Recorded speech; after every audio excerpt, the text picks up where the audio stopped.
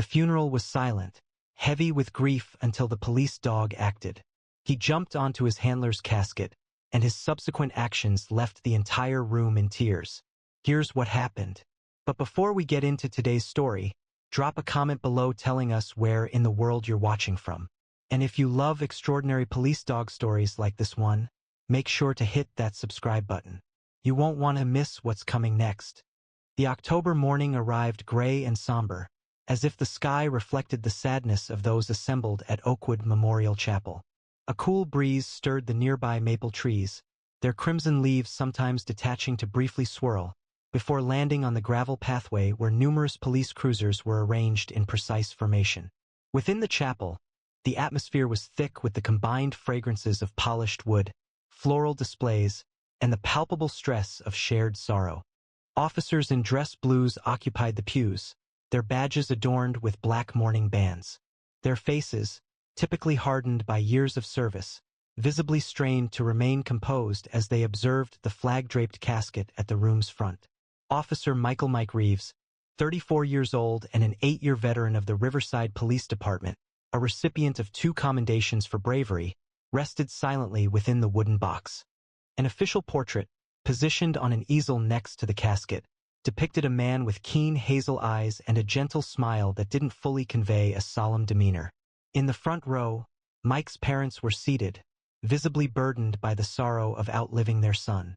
His mother held a handkerchief, while his father, a former officer, gazed forward. Next to them, Mike's sister Elaine dabbed at tears that appeared unending, her shoulders shaking with each inhale. Near the side entrance, a disturbance caught the attention of several people. Officer Terrence Wilson worked to manage a Belgian Malinois, whose strong physique trembled with anticipation.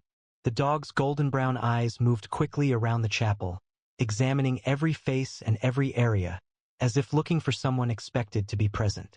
"Easy, Ranger," Wilson said softly, tightening his hold on the leash as the dog made a low, mournful sound. Ranger had been Mike's partner for 4 years.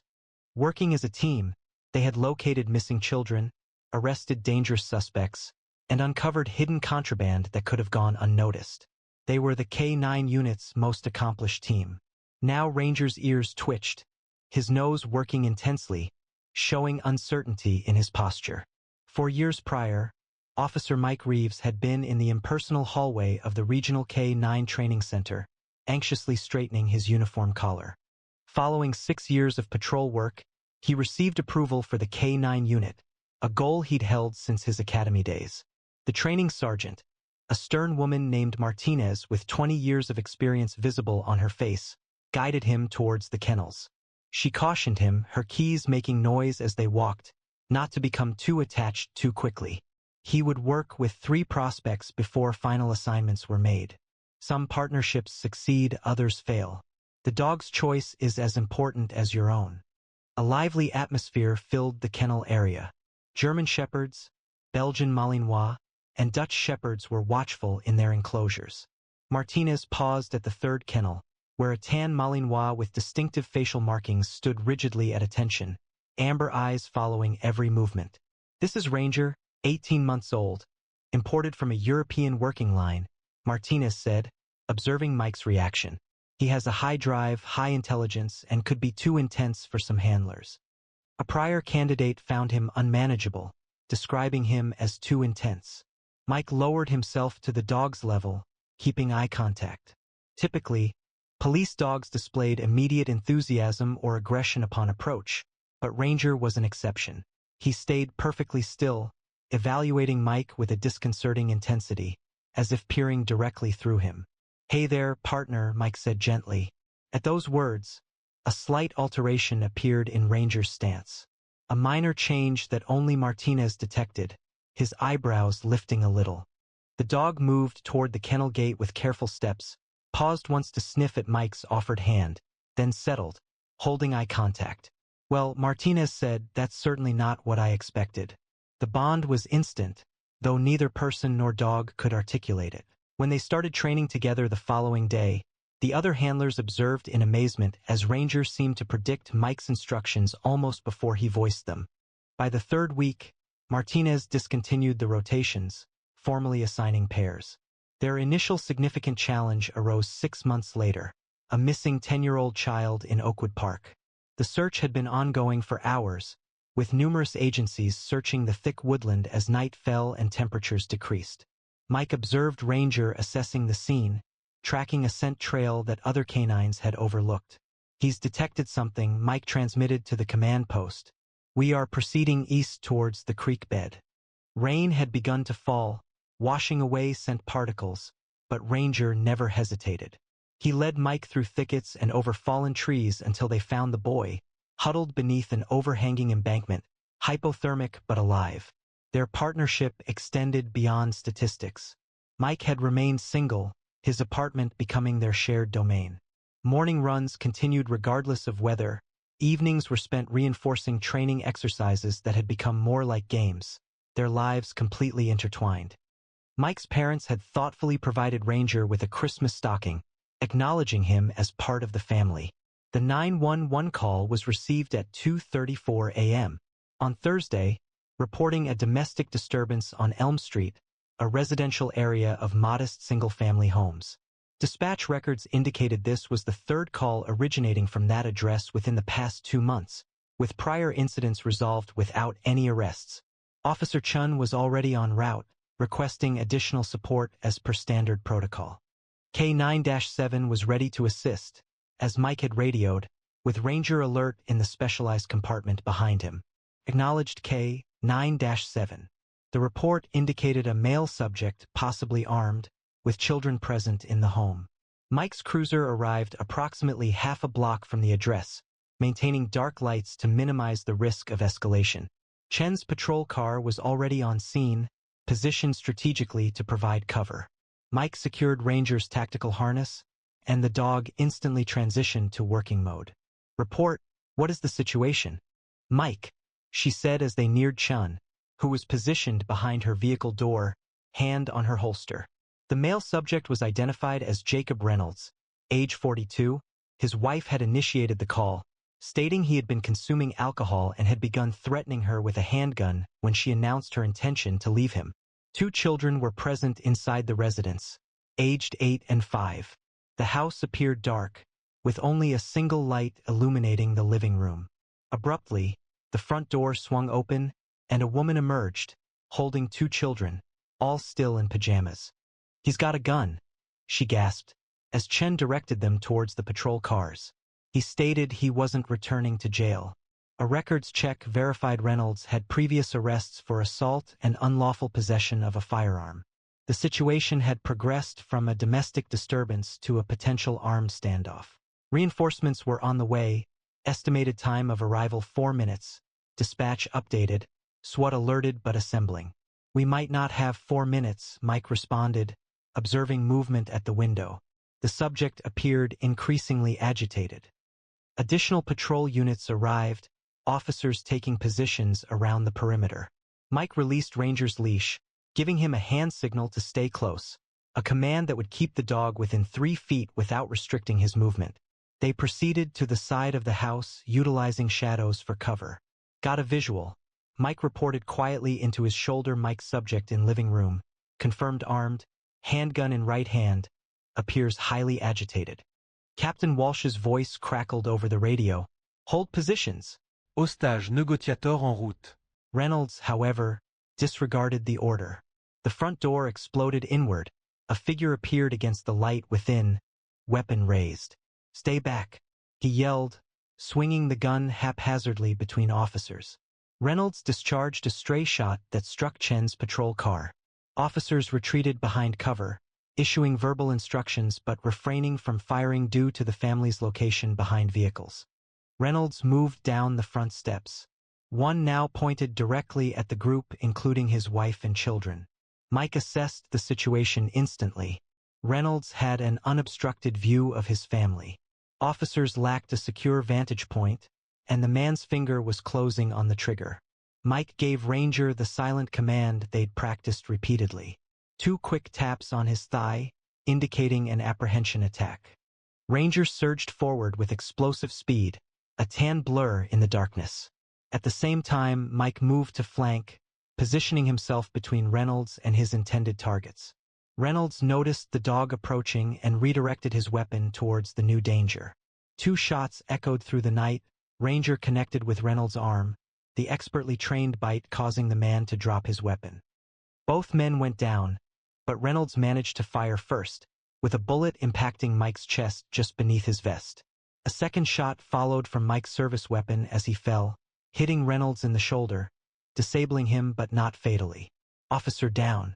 Officer down!" Chen's voice broke over the radio as she hurried to Mike, who had fallen onto the asphalt. Ranger kept his hold on Reynolds until another officer secured the suspect, then immediately moved away from the scene, a course of action he would not typically take, and rushed to Mike's side. The dog whined, pawing at his partner's chest where blood was quickly spreading across his uniform. "Stay with me, Reeves," Chen urged, applying pressure to the wound. "Bus is 2 minutes out." Mike's breathing came in shallow gasps, his eyes finding Ranger's. He whispered, "Good boy," lifting a shaking hand to touch the dog's head. "Best partner ever." Ranger lay down beside him, pressing his body against Mike's side as paramedics arrived. They worked frantically, loading Mike into the ambulance, but the bullet had struck at an angle that sent it beneath the protective vest, severing a major artery. Officer Michael Reeves was pronounced dead at Riverside Memorial Hospital at 3:28 a.m. While emergency personnel desperately attempted resuscitation, Ranger stayed in the emergency room hallway, with Officer Wilson holding his leash. The dog's eyes remained fixed on the trauma bay doors. When the doctor finally came out, shaking his head, Ranger appeared to comprehend before any words were spoken. His body drooped, the confident stance faltering as a howl began, a sound so intense, so resembling human sorrow, that seasoned emergency staff averted their gaze. Inside the chapel, the funeral service had commenced. Chief Roberts moved to the podium, his usual strong demeanor tempered by sorrow. Officer Michael Reeves represented the epitome of what it means to serve in the badge. He began to speak, his resonant voice firm despite the emotion evident in his eyes. During his 8 years of service, he demonstrated consistent courage, compassion, and dedication to this community. Nearby, Ranger's restlessness grew. Wilson held the leash securely, yet the dog's attention remained fixed, focused on the casket where his partner rested. The chief noted that Mike's devotion to his canine partner, Ranger, had forged one of the most successful teams in our department. Together they were credited with over 200 successful operations, saving countless lives and enhancing the safety of our community. Mike's mother wept softly, comforted by her husband's embrace. His sister Elaine remained stiffly beside them, sometimes touching the canine unit pin Mike had given her last Christmas. Captain Walsh then stepped to the podium, recounting a memory of Mike's first day on patrol. He arrived 30 minutes early, his uniform so impeccably pressed it appeared it could have cut paper, Walsh remembered, prompting a few sorrowful smiles.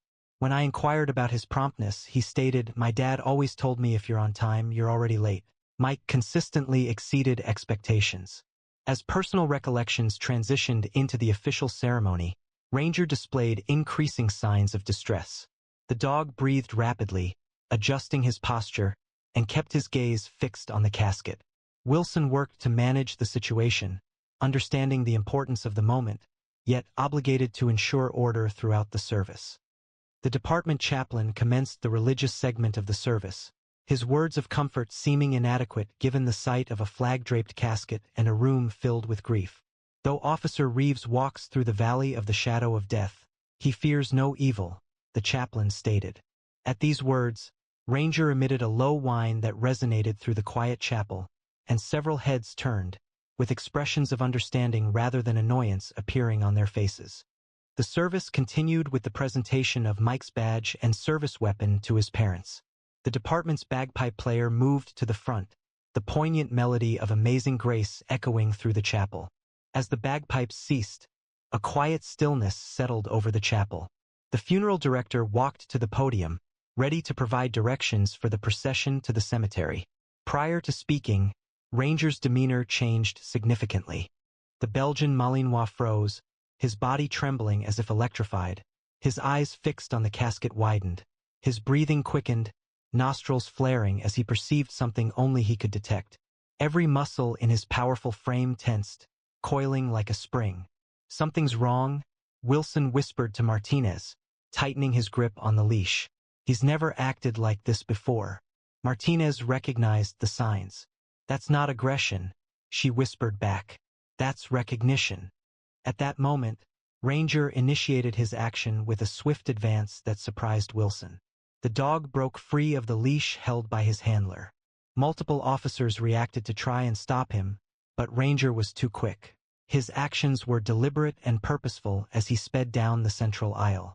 A collective intake of breath spread through the chapel as the Belgian Malinois moved toward the front, his paws making no sound on the carpeted floor. Mike's mother emitted a quiet cry, his father partially rising from his seat. Chief Roberts prepared to proceed, yet Ranger's behavior created a moment of hesitation for all present. It wasn't a display of hostility or fear, it was a sign of clear intention. Ranger approached the casket and halted, inhaling deeply around its sides. Then, with the same effortless skill that had distinguished him during his service, he jumped up, his front paws landing softly on the casket's rim. For a brief instant, he maintained his balance there, his amber eyes assessing the gathered mourners as if awaiting consent. There was no movement and no sound. A hush fell over the entire room. Ranger, with deliberate motions, pulled himself completely onto the casket, his nails producing the faintest clicking sound on the polished wood. The American flag covering the casket moved a little under his weight. The dog turned once, then positioned himself on top of the casket, directly above where Mike's chest would be. "Oh my God," Elaine whispered, tears flowing down her face. Ranger lowered his head, pressing his nose against the wood. He took a deep breath, then released it in a trembling exhale that appeared to hold all the grief imaginable. His ears pressed against his head as he whined, a sound so sorrowful it seemed to permeate the very walls. "Should I?" Wilson began, taking a tentative step forward. Captain Walsh raised a hand, halting him. "No," he said softly, "let him be." The dog's behavior shifted from active to observant. He assumed the familiar alert stance he had held many times in the patrol car, watchful, protective, prepared. His gaze moved across the room as if still performing his duties, still safeguarding his partner. Ranger remained perfectly still, his chest rising and falling in a pattern that appeared synchronized with an unseen power. The first shock among those grieving subsided into a deep silence, not distressing, but respectful. Then Ranger performed an action that shifted the moment from poignant to truly unforgettable. With deliberate slowness, he lifted his right paw and pressed it flat against the American flag, precisely over the spot where Mike's badge would be on his uniform. He maintained the position, unwavering, resolute, and clear. Elaine reacted with a gasp, her hand covering her mouth. "The salute," she breathed, her voice just audible to those close by. "That's Mike's special signal." A quiet buzz of conversation arose within the chapel, as those familiar with the meaning shared it with others. 3 years prior, Mike had developed a distinctive training cue with Ranger. It was a discreet signal, used exclusively between them, a customized gesture that Ranger would execute only in reaction to Mike's particular hand movement. This was not a component of regular police K-9 instruction. It was intimate, unique, and shared solely by them. Officer Chun, who was present the night Mike passed, moved closer to Captain Walsh. "Mike's last touch," she whispered, her voice cracking. Prior to the ambulance arrival, he touched Ranger's head in the manner he always used when issuing that command. It wasn't simply a gesture, Martinez explained softly to those present. It represented their method of conveying a message, signifying mission accomplishment when verbal communication was impossible. I have never observed another team exhibiting such a profound connection. As Ranger held the salute, his gaze remained steady and observant, as if anticipating additional direction. A profound quiet settled over the chapel, punctuated only by quiet weeping from Mike's family. Mike's father rose abruptly, his action capturing everyone's attention. The former officer moved toward the casket deliberately, maintaining a dignified posture despite the sadness visible on his face. He halted near Ranger, standing respectfully without touching the dog. Then, with careful control, he performed a formal police salute. "Mission accomplished. Son," he said, his voice thick with feeling but audible in the still room. One by one, each uniformed officer in the chapel stood and repeated the gesture, a multitude of salutes recognizing not only their deceased comrade, but the connection they were observing. Even civilian mourners rose, palms on their chests, accepting something beyond common comprehension. Ranger maintained his posture for a few more seconds, then gradually lowered his paw. He adjusted his position near the casket, turning to look at Mike's father. The dog's ears rose, his keen eyes observing the man's face. "He was so proud to be your partner," Mike's father said to Ranger, his voice a quiet murmur. "Every day he told us how fortunate he was to have you." The chaplain, who had been observing with evident feeling, moved forward once more. "In 20 years of service to the department," he said, speaking to those present, "I have conducted far too many ceremonies like this one. I have never seen such a demonstration of the connection between an officer and his canine partner." He paused, regaining his composure. "It seems there are relationships in this world that even death cannot break." The chaplain's words appeared to fill the chapel, offering solace where it had seemed impossible just before.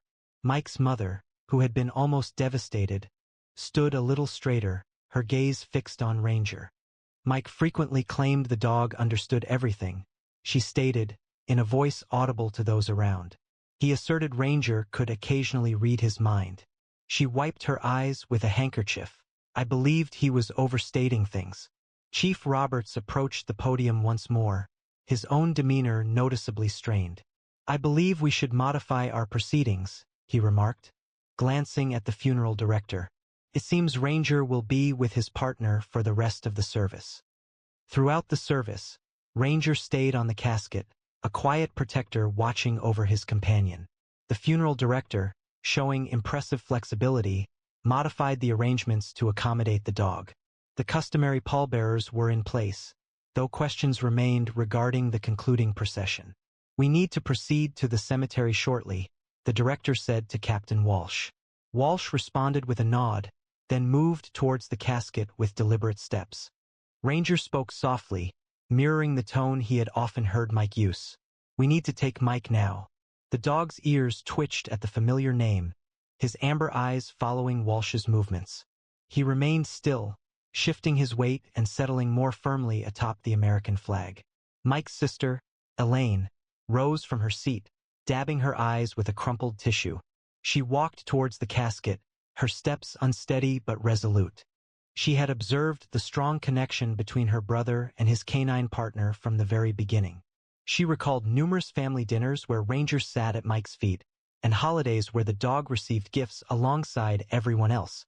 "Ranger," she said softly, extending her hand palm up, mirroring the gesture she had seen Mike use many times. "It's okay, boy." The Belgian Malinois' attention turned to her, his nostrils flaring slightly as he analyzed her scent. The scent was close enough to Mike's to be recognized as belonging to his family. His ears moved forward, his head tilting as if assessing the situation. "Mike would be so proud of you," she said, her voice cracking. "You were the best partner he could have wished for, the best friend." Something in her words, or perhaps her tone, appeared to connect with the dog. Ranger looked from Elaine to the casket below him, then back to her. A quiet whine came from his throat. It wasn't a sound of distress now, but of inquiry. "I know," she murmured. "I miss him too." With extreme gentleness, she placed her hand on the dog's back. Ranger tensed briefly, then relaxed into the touch. Elaine stroked his fur, mirroring the way she'd seen her brother do after their shifts together. "We need to take Mike to his resting place now," she explained, speaking as if the dog understood every word. "Perhaps he did. Will you help us do that?" The chapel remained utterly silent, with everyone holding their breath as they observed this private moment. Ranger regarded Elaine for a considerable time, then rose slowly and deliberately. His movements were measured and respectful, ensuring his stability on the casket's curved top. For a brief moment he stood rigidly, resembling a dog in peak condition. Then, with a grace that moved many to tears, he descended from the casket, stepping gently onto the carpeted floor near Elaine. Wilson moved forward with the leash, but Elaine halted him with a raised hand. "Let him walk with us," she said, "with no restrictions." Mike would have wanted it. Chief Roberts gave his consent, and Wilson moved aside. The pallbearers arranged themselves, raising the casket with coordinated precision.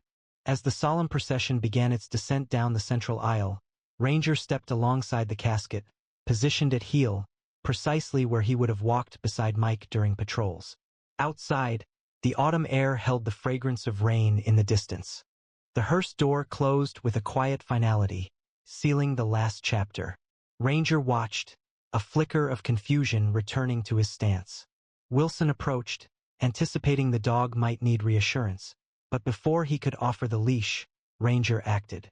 The Belgian Malinois walked purposefully to the police motorcycle that would lead the procession, Mike's motorcycle, now solemnly draped in ceremonial black bunting. Ranger settled beside it, adopting the familiar posture he'd used countless times when Mike was getting ready for their shift. Captain Walsh looked at the motorcycle officer who would be leading the procession. "Can you accommodate him?" The officer, who had previously worked with Mike and Ranger for years, responded immediately. "It would be an honor, sir." With care, the officer assisted Ranger into the specially adapted sidecar, designed for K-9 transport during parades and ceremonial events. The dog relaxed, his demeanor alert yet composed, as if accepting the situation. Upon arrival at the cemetery, the concluding ceremonies proceeded with military formality. The honor guard conveyed the casket to the gravesite, with Ranger following closely, still unrestrained but maintaining impeccable control. The chaplain offered concluding words of solace as the casket was placed. As the formal folding of the flag commenced, Ranger observed with unwavering attention, following each action. The carefully folded triangle was given to Mike's mother, who held it close. Next, the rifle salute occurred, 3 volleys that echoed through the autumn air.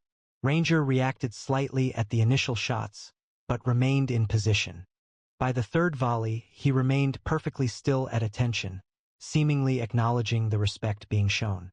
As the bugler played taps, the somber notes lingered in the air. Ranger advanced 3 steps. With careful movements, he lifted his paw again, pressing it against the casket in that customary salute, a concluding gesture between comrades that moved many to tears. When the final note subsided, Ranger retreated, then settled down near the gravesite, his chin resting on his paws. He remained steadfast until the last mourner had left.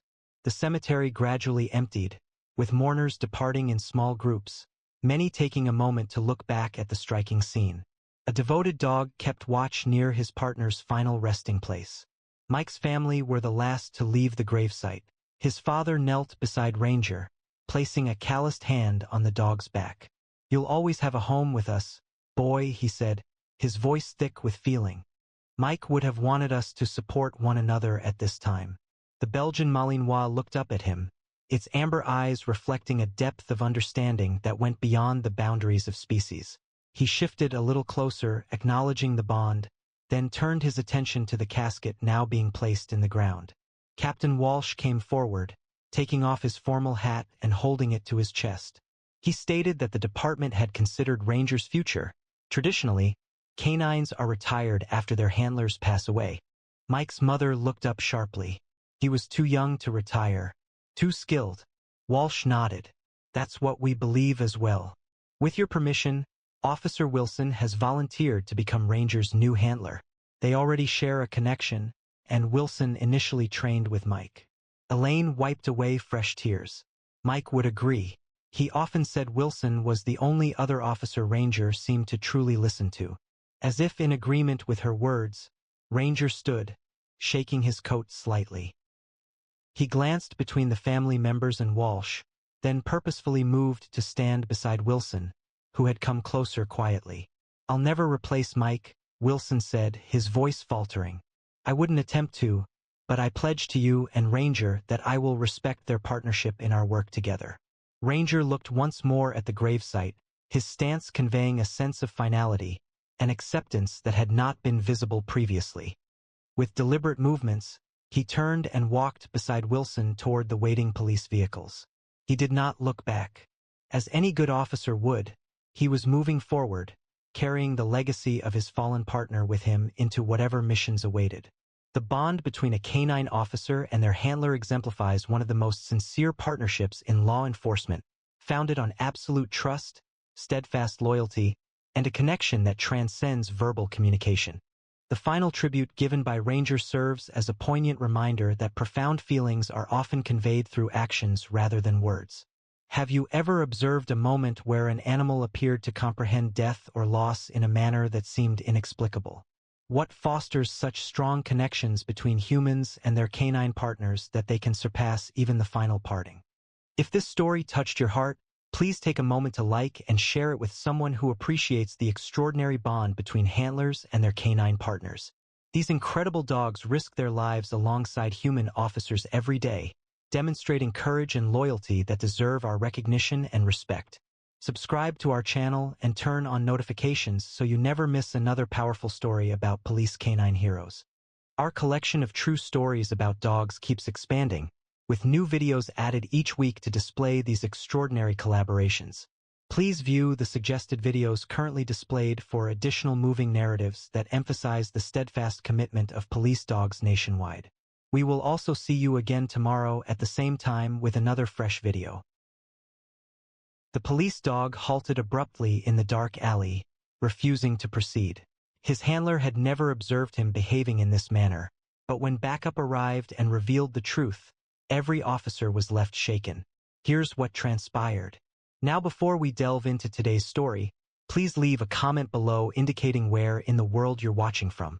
And if you enjoy remarkable police dog stories like this one, be sure to click that subscribe button. You won't want to miss what's coming next. A gentle rain fell across Portland's Northwest District, covering the cobblestone streets in a glistening sheen that reflected the faint light of century-old street lamps. Officer Michael Reeves tugged at the collar of his police raincoat, the department patch on his shoulder dampened by the continuous drizzle. Alongside him, Axel, his 4-year partner and German Shepherd K9 officer, moved quietly through the night, his black and tan coat appearing unaffected by the weather. "Quiet night, huh, buddy?" Michael said, observing as Axel's ears twitched, continuously registering the urban soundscape of faraway traffic, the infrequent late-night pedestrian, and the rustle of rain against brick walls. 8 years on the force had shown Michael that beauty frequently masked danger, particularly in the twisting alleys located between Portland's celebrated buildings. Axel proceeded with military precision, each step calculated yet smooth, his training apparent in every motion. The shepherd's amber eyes surveyed their surroundings with a keen intelligence that occasionally made Michael question just how much his partner truly understood. K9-5, this is dispatch. We've got reports of suspicious activity near Westmore and Caldwell. The caller mentioned unusual noises from the historic district, possibly from behind the old Harrington building. Michael activated his radio. Dispatch, K9-5 responding. We are 2 blocks away. We will investigate. Probably just the usual, Michael said to Axel, his voice low. Someone taking shelter from the rain. Maybe some teenagers thinking they found a good spot to hang out. Portland's historic district was full of recessed doorways and forgotten maintenance alleys that regularly attracted both the homeless and thrill-seeking youths. As they neared the Harrington building, a restored brick structure dating back to the 1890s, Michael directed his flashlight beam across the building's exterior. "Let's check the back," he proposed, turning towards the service alley located behind the row of historic buildings. At that moment, everything shifted. Axel's demeanor instantly changed. The easy, assured walk disappeared, superseded by tense readiness. His ears moved forward, his tail became straight, and every muscle in his strong body tightened noticeably under his damp fur. Michael had observed his partner signaling the presence of suspects, drugs, and weapons before, but this felt unusual. There was no sign of eagerness or the expectation that usually came with a positive discovery. "What is it, boy?" Michael asked, quickly checking their surroundings for danger. Axel made no barking or whining sounds. He remained focused on the alley entrance, a quiet growl vibrating in his chest. The shepherd's actions caused a wave of unease to ripple through Michael, unrelated to the rain wetting his collar. "Dispatch K9-5. Michael spoke into his radio, the tightness in his voice evident. "We're at the alley off Westmore, behind the Harrington building. Something feels amiss." Axel is displaying atypical behavior, requesting another unit to help investigate the situation. The usually reliable dog took a cautious step backward, leaning against Michael's leg, a behavior he'd never displayed previously. In 4 years of confronting armed suspects, entering burning buildings, and traversing disaster scenes, Michael had never witnessed his partner show fear. The alley extended before them, resembling a tight canyon, bordered by the imposing brick walls of buildings erected in a different century. Metal fire escapes angled downwards along the building's walls, their stairs reflecting the faint light with a wet sheen. Michael's flashlight appeared to be absorbed by the surrounding darkness, failing to cut through it. "Axel, move forward," Michael ordered, his voice steady despite his rising apprehension. For the initial time in their collaboration, Axel paused before responding to a direct instruction. The shepherd advanced 2 hesitant steps into the alley, then halted abruptly, exhibiting not the watchful readiness of a dog sensing drugs or bombs, nor the defensive posture of one confronting danger. This was a wholly different reaction. Axel remained still, his form tense, his gaze fixed on something in the distance that Michael couldn't perceive. Michael recalled their training sessions at the academy. The instructor's words resonated in his thoughts. Dogs possess an ability to perceive not only what exists but also what is amiss, demonstrating a perceptive capacity that surpasses human comprehension. Should your K-9 partner display behavior you have not previously observed, be vigilant. It could potentially save your life. Dispatch requesting immediate backup at my location. K-9 is exhibiting unprecedented behavior. Something's very wrong here. Copy that. K-95. Units 12 and 17 are responding. ETA 4 minutes. The sound of boots impacting puddles signaled the arrival of backup. Raindrops clung to officers Layla Torres and Keith Mercer as they stepped forward, their tactical flashlights illuminating the gloom. "What's the situation, Reeves?" Torres inquired, her hand naturally positioned on her holstered weapon as she surveyed the alley. "It's Axel," Michael responded, indicating his motionless partner. "We were answering the suspicious activity report when he simply halted. He won't advance, he won't go back. I've never witnessed him behaving this way." Mercer's eyebrows lifted in disbelief. "We hurried here because your dog became startled? Could have been anything, another animal, an unusual odor. It's impossible to say." "That's the point," Michael stated directly. "Axel doesn't become startled. Not by animals, not by suspects, not by anything we've seen before. This is unlike anything we've experienced." The officers systematically searched the accessible area of the alley, checking behind dumpsters and inspecting doorways. "Nothing apparent," Torres said after a few minutes.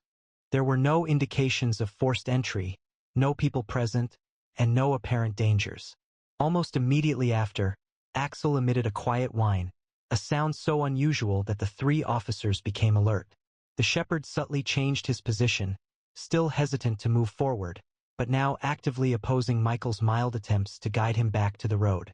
"We ought to report this as a false alarm," Mercer proposed, but he seemed unsure. "Perhaps we should have Axel examined." Michael remained steadfast. "We need to investigate further.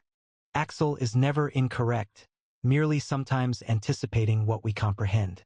Could we have thermal imaging deployed here?" The thermal imaging unit was received by Officer Dawson, the department's technology specialist. Rain fell on the equipment's protective case as he meticulously assembled it near their patrol vehicles. "You're fortunate I was already in the field," Dawson stated, while calibrating the device. "What precisely are we searching for?" "Anything unusual?" Michael asked, looking back at Axel, who stayed in the same motionless state. He listed possibilities: people concealing themselves, surprising heat signatures, structural irregularities, anything that could account for Axel's reaction. Dawson agreed, lifting the thermal viewer to survey the alley. "That's strange," he said softly, modifying the device's settings. "I'm detecting cold areas alternating with warm areas further into the alley, which isn't typical heat distribution." The 3 officers proceeded cautiously, with Dawson consistently observing the thermal imaging device. Approximately 60 feet into the alley, the scanner detected a notable temperature difference close to the ground. At that point, Dawson indicated a section of wall partly hidden by a dumpster. He noted that area displayed an unusual thermal pattern, showing cold spots that were unexpected. Michael then shone his flashlight to the spot Dawson had shown. Initially, it seemed like a standard section of the building's foundation. However, a more careful look showed slight variations. The bricks didn't align with the primary wall's design, and a narrow line indicated what seemed to be a maintenance entrance. That's not documented in any of the building plans I've reviewed, Mercer stated, shifting the dumpster to gain a clearer perspective. And look at this. The beam of his flashlight revealed new scuff marks on the ground, indicating the recent movement of the large dumpster. The maintenance door's lock displayed indications of being forced, and the settled dust had been disrupted. Michael noticed something additional. A small symbol was etched into the metal frame of the door. It wasn't graffiti, but rather a carefully and deliberately created design. A circle encompassed a stylized eye with emanating lines. "We need to document this," he stated, taking photos with his department-issued phone, "and to call in additional units. Dispatch, we've located a concealed entrance showing signs of recent activity, requesting Detective Division and additional backup for further investigation. Copy that, Unit 17. Detective Division notified. Be advised, Detective Wright is responding personally." Detective Marcus Wright arrived 20 minutes later, his weathered face serious beneath the brim of a rain-speckled fedora. Wright, at the age of 53, held legendary status within the department. His 25 years of experience had fostered a nearly uncanny knack for linking seemingly unrelated pieces of evidence. "I've witnessed this previously," Wright stated softly, gesturing above the carving without making contact. "3 cases within the past year, all related to trafficking activities. These are highly developed operations. The warrants have been approved. We are proceeding with complete tactical authorization. Drawing on patterns from comparable operations, this entrance probably connects to a tunnel system situated under the historic district. Several of these buildings originate from the 1890s, and the subterranean network was substantial, largely lost to memory until criminals located it again. The maintenance door gave way to specialized entry tools, exposing a confined stairwell leading downwards into darkness. A stale odor of aged brick and motionless air rose from below. Wright instructed Reeves, "Your partner remains here with Torres." Given his reaction, he added, "I don't want to risk." He was interrupted by Axel's sudden movement. After almost an hour of complete immobility, the shepherd padded forward, pausing at the entrance to the stairwell. His earlier fear appeared transformed into determined purpose. "I believe he wants to lead," Michael said, surprised by the change. Wright considered this. "Your call, officer. You know your partner best." The initial descent was spearheaded by Axel, with Michael, Wright, and 4 other officers following. Their flashlights revealed a passage that had undergone recent renovations. The original brick walls were reinforced with contemporary metal supports, and electrical conduit was installed along the ceiling, while the floor had been cleared of any obstructions. "Someone has invested resources here," Wright noted. "These aren't just casual trespassers." The passage stretched approximately 100 yards before widening into a more spacious area displaying evidence of recent use. Sleeping bags were carefully arranged against one wall. A portable generator remained still in the corner. Particularly unsettling were the restraints secured to another wall, several sets designed to accommodate various wrist sizes. Axel proceeded deliberately around the chamber, his nose working continuously, then centered his attention on a metal footlocker located beneath a temporary table. Michael carefully opened the container, revealing dozens of passports, ID cards, and personal effects. He reported, leafing through the documents, that they bore different names and nationalities, but the individuals appeared to be of similar ages, mostly late teens and early 20s. Wright examined a detailed map pinned to the wall. "Look at this," he said. It displayed the entire tunnel network with connections to at least 6 buildings above. They were utilizing the old bootlegger routes from Prohibition, supplemented by some newer additions. Axel stiffened again, turning toward one of the 3 tunnel entrances extending from the main chamber. This was a posture of readiness, unlike his previous stillness, that Michael recognized. The dog had identified something particular. He's detected something, Michael told the others, drawing his weapon. Fresh scent, I'm guessing. Which tunnel? Wright asked, moving to stand beside him. The eastern one, Michael replied, referencing his position. Wright checked the map. That leads toward the river. Approximately 200 yards ahead lies a significant intersection, branching into several paths. The detective swiftly decided, we have sufficient resources for a complete operational deployment. I'm requesting tactical teams to secure the alternative access points. He pointed out several locations on the map. Are we proceeding? Michael inquired, observing Axel's growing anticipation. Wright nodded gravely. Your partner reports the presence of something or someone newly arrived in that tunnel. Whether they were victims or suspects, action was necessary, and they weren't delaying. Axel guided them further into the tunnel system. His previous uncertainty vanished. The tunnel then led to a more expansive, roughly circular chamber, with 5 passages extending outwards, resembling spokes on a wheel. We are directly under the Westmoreland building, Wright stated, checking a compact GPS device. The former bank, dating back to the 1920s and now converted into luxury apartments, provided a perfect cover. Residents were constantly coming and going at all hours, and no one questioned deliveries or service visits. Axel circled the chamber, his nose working overtime, before settling precisely between 2 of the outgoing tunnels. This alert posture indicated he had found what he was searching for, but could not pinpoint a specific location. Both passages Michael interpreted with the sense originating from both directions. Wright divided their small team. Mercer, you and Jefferson proceed along the right passage with Reeves and Axel. Henderson and I will take the left, maintain radio contact every 2 minutes, and initiate an immediate call if you discover anything. The passage gradually widened again, indicating signs of more extensive renovation. After approximately 100 yards, they arrived at another chamber, this one clearly designed for human occupation. This room differed from the initial one they found. It had been transformed into a regulated environment. Sections separated by lockable doors ran along one wall. A complex computer system was situated on another. Filing cabinets, a medical examination table, and recording devices finished the unsettling display. Jesus, Mercer said, observing the scene. What the heck is this place? Michael remained silent, observing as Axel carefully examined the room, indicating particular cabinets and locations. Following his partner's direction, Michael located several passports and identification papers, each bearing different names but featuring identical photographs. Even more unsettling were the medical records, containing detailed examinations, blood analysis, and psychological evaluations. They're manipulating people here, Michael stated at last, the weight of realization dawning on him. Assessing them, establishing new identities, and readying them for the future. Jefferson had opened one of the file cabinets. Sir, you need to see this. The drawer held numerous folders, each marked with a name, date, and destination code.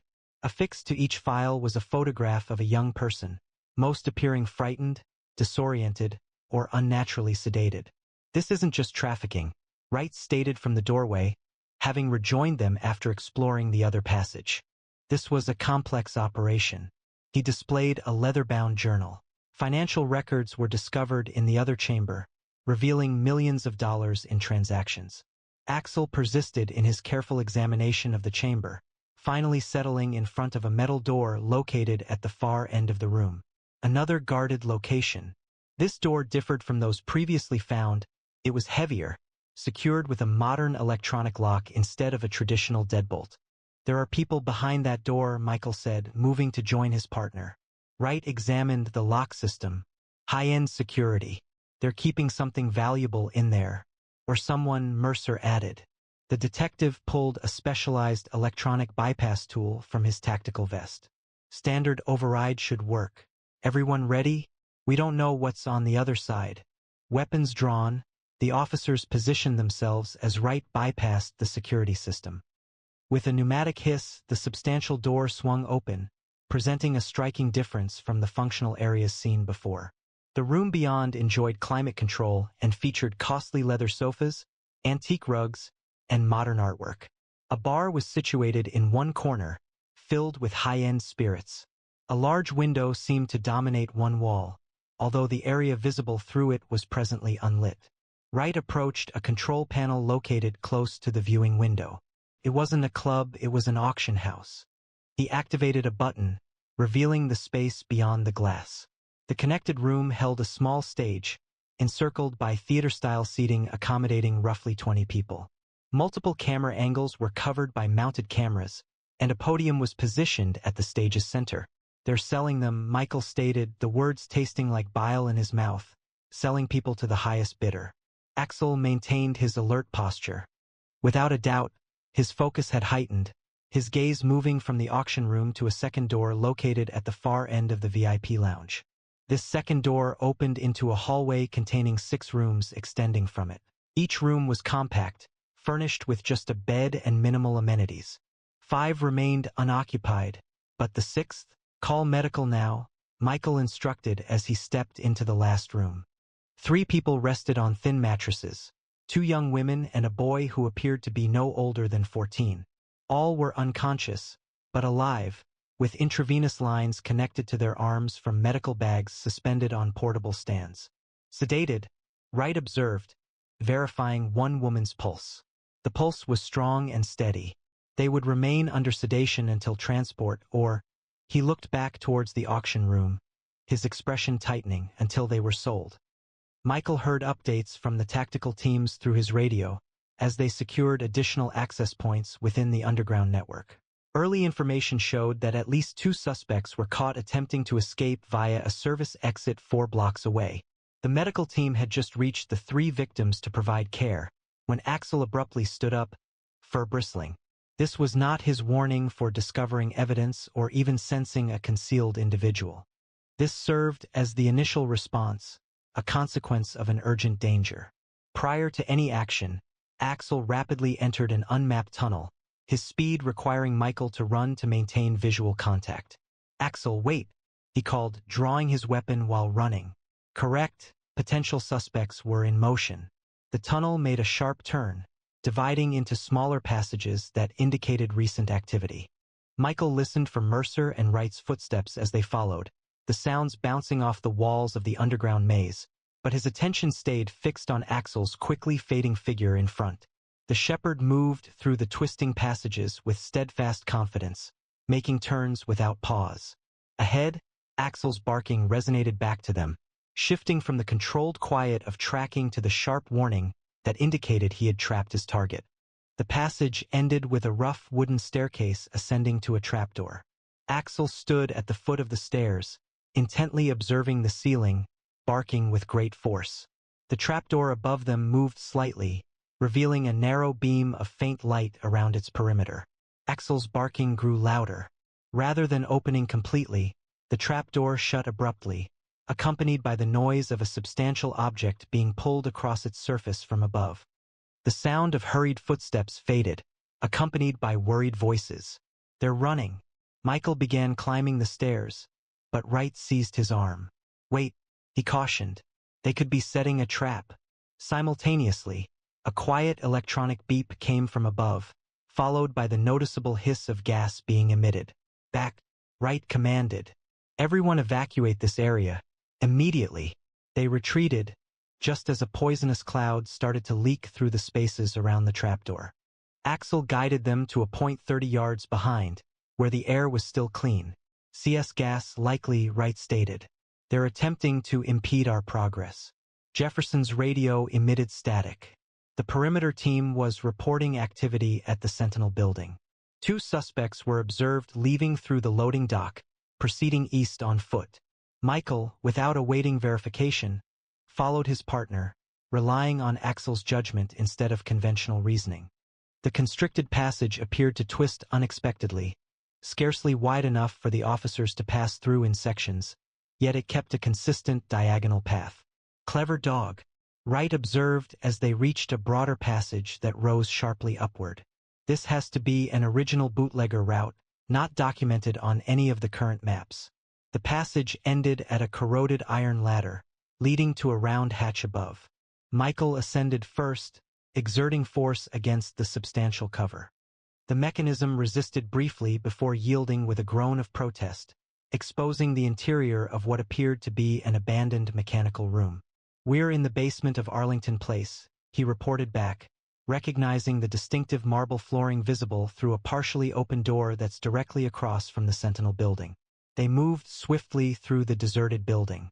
Following Axel's silent guidance, the dog moved quickly from one puddle to the next. Michael observed water splashes mirroring the rhythm of running footsteps that had rippled the standing water. They arrived on Eastman Street just in time to witness two individuals sprint across the road, 2 blocks distant, and vanish into the entrance of a parking garage. "That's them," Michael exclaimed, starting to run with Axel leading the way. "Dispatch. Suspects are entering the Westover parking structure from the Eastman Street side." On the 3rd level, Axel abruptly decreased his speed, assuming a stalking stance.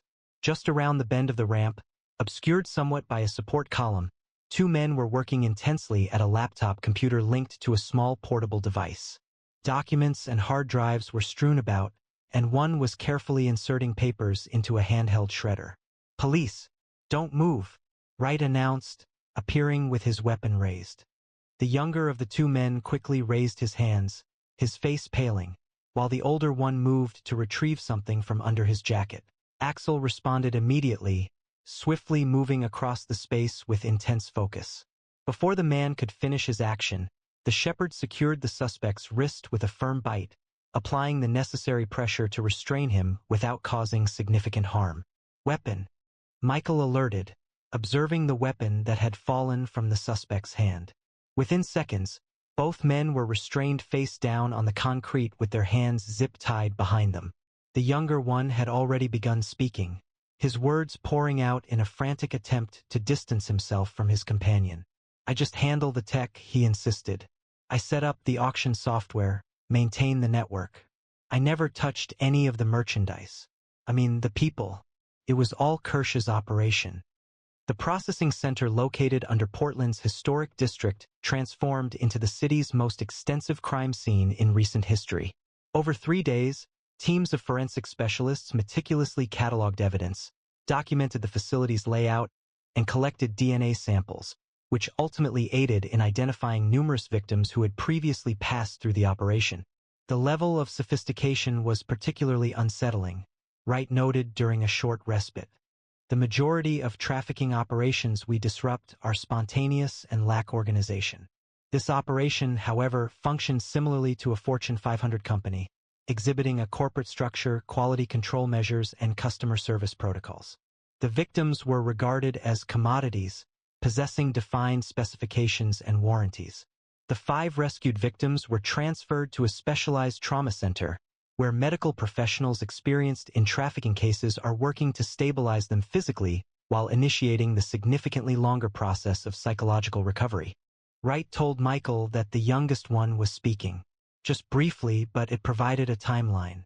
She had been abducted 6 days ago in Seattle, survived the initial processing, but hadn't yet appeared in their auction catalog. The evidence, obtained from the suspect's laptop, proved to be even more valuable than expected. The documents held more than just customer details and financial data.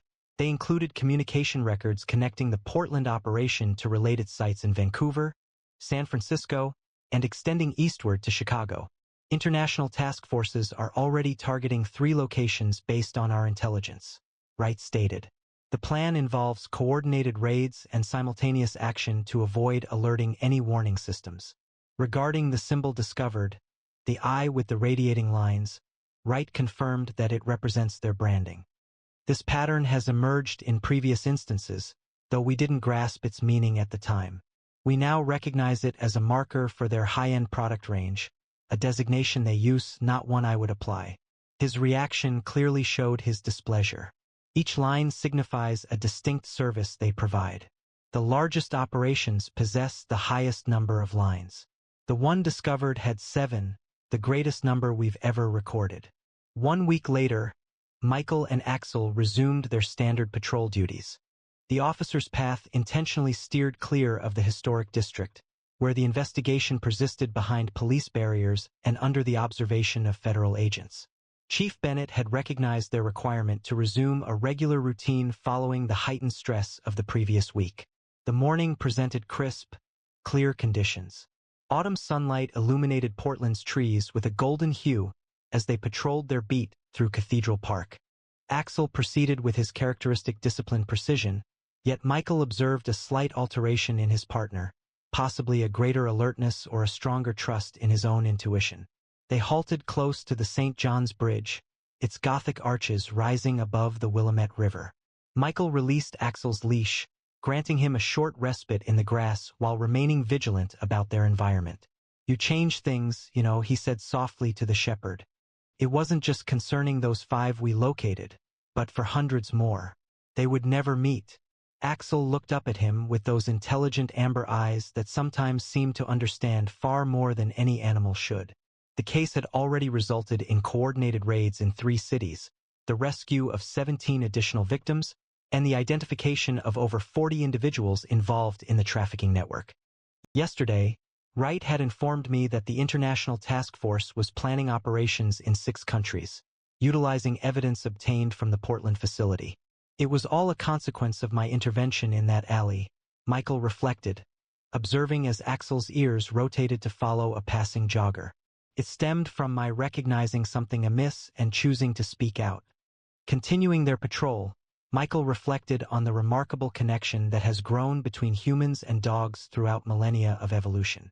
What insights from the past understood the value in these animals, not solely as hunters or guardians, but as companions capable of noticing details that humans might overlook. Have you ever felt that an animal perceived something beyond your own awareness? How do dogs such as Axel seem to detect threats that humans miss? We welcome your stories and opinions in the comments below. Do you think the connection between canine officers and their handlers extends past training, potentially reaching a level beyond our complete understanding? Please share your thoughts with our community. If this story of Axel's extraordinary discovery moved you, don't forget to subscribe and turn on notifications so you never miss another tale of remarkable canine heroes. Share this video with anyone who appreciates the incredible capabilities of working dogs and the special humans who partner with them. Check out our previous canine stories appearing on your screen now, and we'll see you again tomorrow at the same time with another brand new video.